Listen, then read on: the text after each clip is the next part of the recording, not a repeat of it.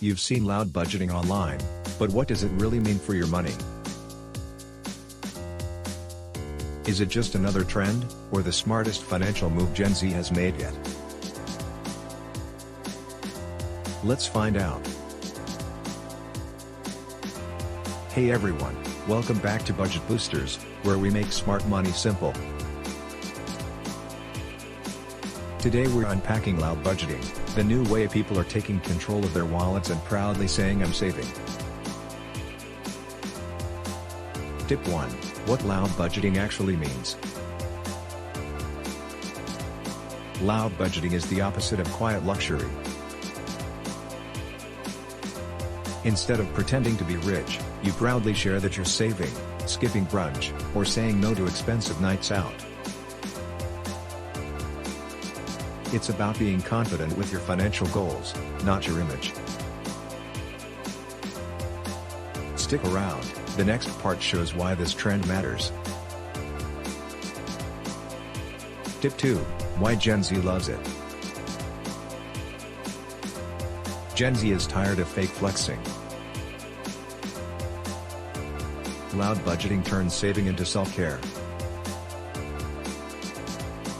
It's honest, healthy, and relatable. You're not broke, you're being intentional. By saying it out loud, you normalize smart money choices. Tip 3. How to try it yourself. Start small. Tell friends, I'm skipping this week's dinner, I'm saving for a trip. Share your progress on social media or with a budgeting buddy. It turns discipline into motivation, and even community. Tip 4. The hidden power of transparency. Talking about money used to be taboo. Loud budgeting breaks that silence. When you're open about goals, you attract friends who respect them, and avoid pressure to overspend. Financial confidence becomes cool again. Bonus tip, mix it with smart systems. Pair loud budgeting with a clear spending plan. Use separate accounts, one for essentials, one for fun.